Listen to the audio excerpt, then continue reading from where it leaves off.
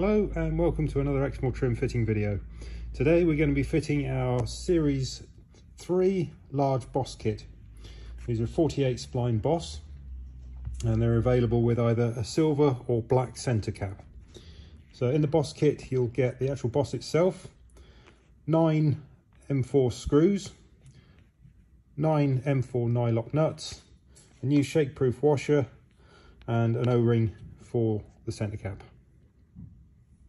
So you can buy the Boss kit on its own, just the Boss centre cap and the fittings, or they're available with a steering wheel as a complete package. If you buy the Boss kit on its own and you're looking for another aftermarket steering wheel, the Boss has 9 holes on the outside diameter and the spacing across the holes is 101.6 millimeters.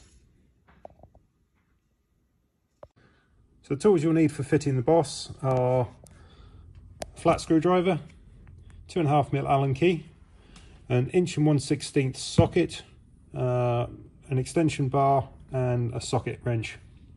So for this video we're going to fit the Boss kit with one of our Nimbus steering wheels. There are several wheels in our range that will work with the Boss kit. All of them obviously have this 9-hole bolt center pattern. Some of the wheels actually are already countersunk, as you can see on the face here, for the little M4 screws. So it's important to make sure that they have the countersink. If the wheel doesn't, and you have a look in the wheel kit, and you'll have something like this, a spacer ring, which has the countersinks in. So depending on which version of the wheel you have, you may have to have one of these additional rings on top. But if the countersink's already in the wheel, then you won't. So the first thing we'll do is assemble the wheel and the Boss. So when you look at your Boss, it has writing on the face, and that indicates which is the top hole. So with the writing running horizontally, this is the top hole. So sit your wheel on top of the Boss, so your top hole lines up, and drop through one of the M4 screws. Now to fit the screw in place, if you put a finger on top of the bolt, turn the wheel upside down, and then take one of the nylock screws and just drop it into the slot at the back of the wheel. And with the 2.5mm Allen key, you can tighten from the underside. The holes are slotted to stop the nylock nut turning, so you don't need to use a spanner or anything on these.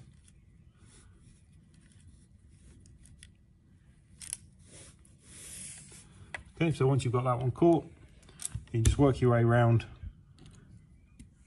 fitting each of the bolts and the nylock nuts in the same way. So drop it through, place a finger on the bolt, hold it in place, and pop the nylock nut into the slot.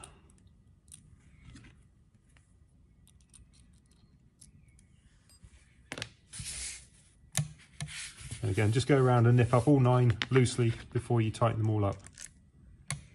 Alex's little pro tip for fitting the nuts: if you take your Allen key and push it through from the underside, pop the nut onto the end of the Allen key, and then you can just drop it down into the slot.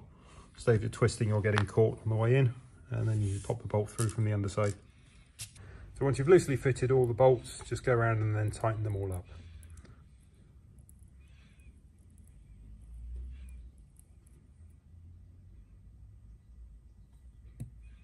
The last little thing to do is just prepare the centre cap.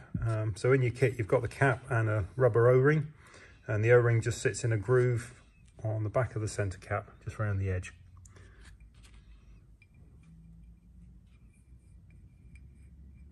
Stretch it over the cap and then just work your way around and make sure that it's firmly pressed all the way into the groove.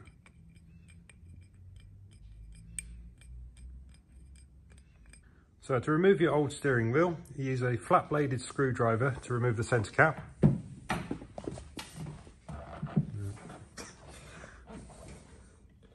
pop the screwdriver underneath and gently pop it out.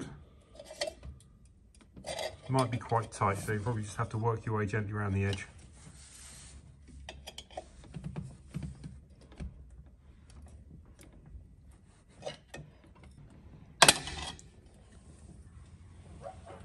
Okay, so with the centre cap removed, you then use the 1/16 socket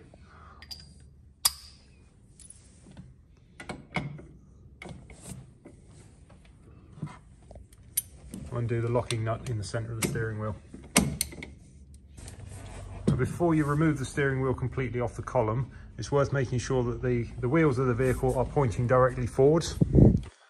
They're nice and straight, so that when you pull the wheel off, it makes it easier to align the new wheel going on. So make sure you keep hold of the nut that you've removed, because we're going to reuse that one. And once you've removed your steering wheel, you'll probably find this collar. Now that stays in place, and these tabs slot into the back of your new Boss. And you see there's two holes there. These are the indicator cancellation tabs. So as your wheel rotates, these will knock your indicator cancellator as you go around the corner. So line your steering wheel up so it's the right way. And then you can twist the collar to line up with the two holes in the back of the Boss.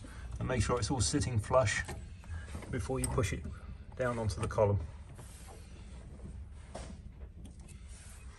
The next, fit the new shake-proof washer that you find in the fitting kit. Then using the old nut removed from the original steering wheel, you can screw everything down into place. So then simply a case now of just tightening up the centre nut. Now if you have a torque wrench, the recommended torque setting for this is 43 Newton meters. So with the nut tightened up, all we have to do now is pop the centre cap in place, and that just presses down into the centre of the wheel.